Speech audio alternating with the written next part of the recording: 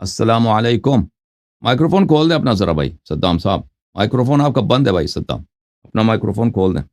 کھل گیا ابھی. السلام علامہ علیکم. صاحب سے میرا والد صاحب بات کرنا چاہتے ہیں. جی بسم اللہ بات کریں. السلام علیکم. وعلیکم السلام ورحمۃ اللہ وبرکاتہ. علامہ صاحب. جی سر. علامہ صاحب. علیکم السلام ورحمۃ اللہ تعالی وبرکاتہ. اللہ آپ کو عزت دے. کیسے ہیں؟ علامہ خیریت سے صاحب. انشاءاللہ. جی سر. اللہ آپ کو خوش رکھیں. اللہ آپ کے بال بچوں کو خوش رکھیں. آپ کی طبیعت کیسی ہے؟ الحمدللہ اللہ تعالیٰ کا احسان ہے. اللہ آپ کو عزت دے سلامتی دے. میرا آواز آ رہا ہے کہ نہیں؟ آ رہا ہے بالکل آ رہا ہے. جی سر. کیا اس میں گرامی آپ کا؟ میں تو آپ کے سارے پروگرام میں دیکھتا ہوں. ماشاء اللہ اللہ آپ کو سلامتی دے. اللہ رب العزت نے آپ کو خوبصورت جوانی دی ہے اور خوبصورت انداز کلام دیا ہے.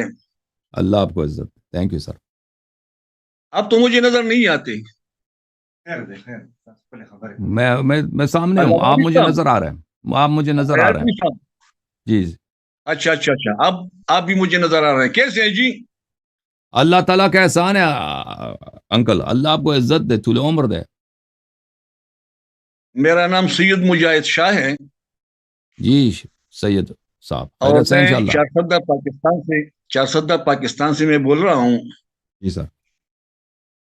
لیکن ہماری اردو تو آپ کی طرح اسٹرانگ نہیں ہے نا. آپ کی اردو مجھ بہترین ہے. آپ کی اردو بہترین ہے. بہت روانی سے آپ بولتے ہیں ماشاءاللہ. اور میں نے ایک بات آپ سے پشتو میں سنی تھی. پشتو تو آپ جانتے ہوں گے نا.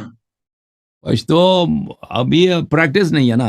مشکل یہ پشتو میں ہے آپ کلام کر سکتے ہیں کہ نہیں؟ فی الحال بہت عرصہ ہوا پریکٹس نہیں کیا. ابھی پریکٹس کریں گے تو روانی سے بولیں گے انشاءاللہ. اچھا. ہاں. نہ یہاں وہ پہ دیوانہ ہمارے پاس کوئی نہیں ہے ادھر میرے ساتھ. یہاں پہ کوئی پشتو بولنے والا, پنجابی بولنے والا, سرائکی والے بولنے والا کوئی نہیں ہے. ایک تو میں نے آپ کے ساتھ جو ایک مناظرہ دیکھا تھا وہ دیوانہ سا نہیں تھا. دیوانے تو ادھر بہت سارے آتے ہیں. جو آپ کو بہت پریشان کر گیا تھا.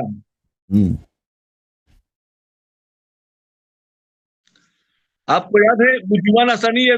دیوانہ مولانا صاحب ایک تھا. پاگل مولوی بہت ہیں. آپ کو بھی بہت پریشان کر گیا تھا. ہاں وہ وسیم کی بات کر رہے ہیں. وسیم وہ پاگل تھا بالکل. مفتی وسیم صاحب لاہور کے. علامہ صاحب. جی. ایک تھا مجھے یاد نہیں ہے نام, لیکن آپ کو بہت پریشان کر گیا تھا اور بالکل بات نہیں سن رہے تھے. جی.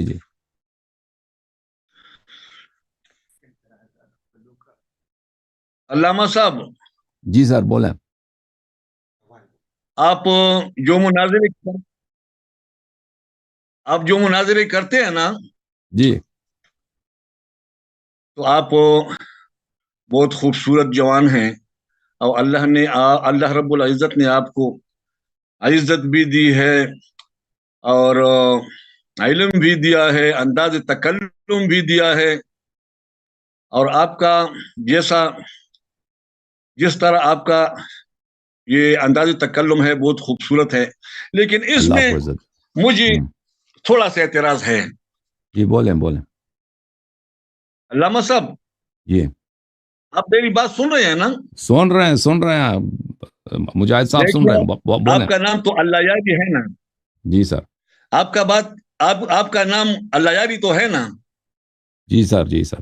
اللہ یاری نام ہے. تو اللہ یاری کی معنی ہے اللہ سے یاری کرنے والا. انشاءاللہ. تو آپ کبھی کبھی ایسا کریں کہ ذرا گزارا کریں. جو بڑے بڑے اکابرین ہیں نا. جی. تو آپ ایسا کریں کہ آپ کو اپنے دامن کو ذرا بچائے رکھے, اعتدال سے کام لیا کریں.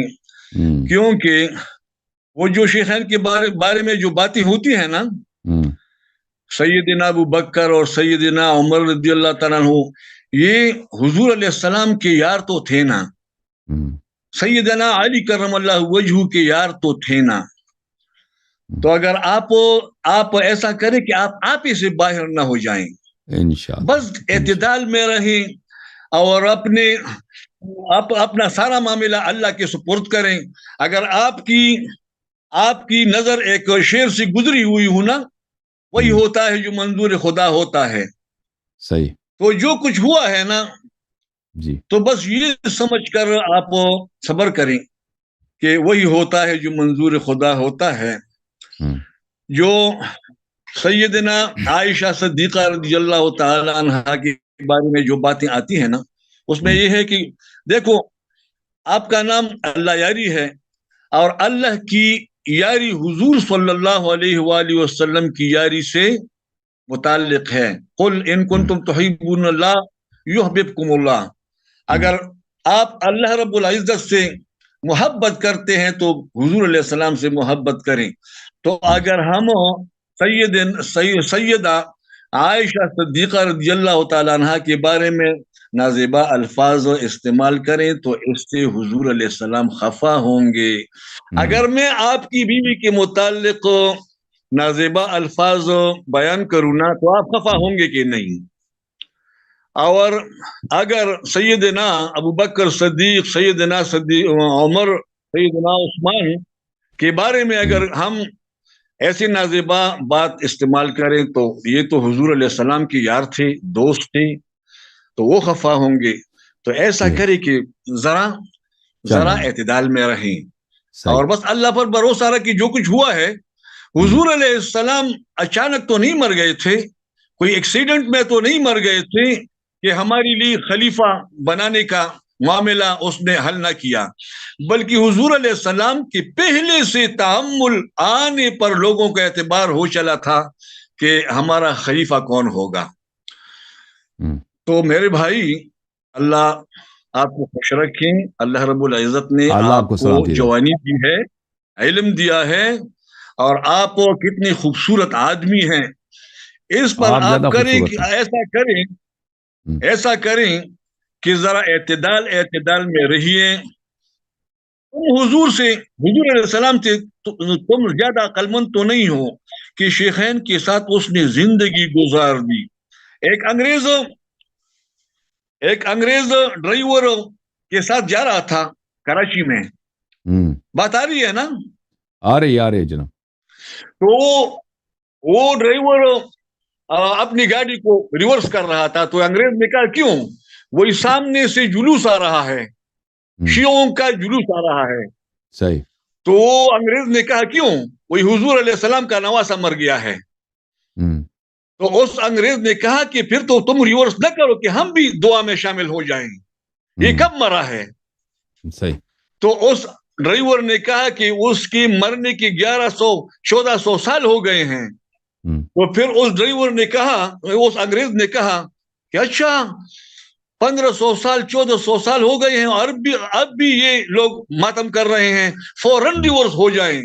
جو قوم حضور علیہ السلام کی بات پر عمل نہیں کرتے کہ 3 دن سے زیادہ ماتم نہ کرو، اور یہ لوگ 11 13 1400 سال سے ماتم کر رہے ہیں، تو یہ تو اپنے حضور کی حدیث مبارک پر وہ عمل نہیں کرتے.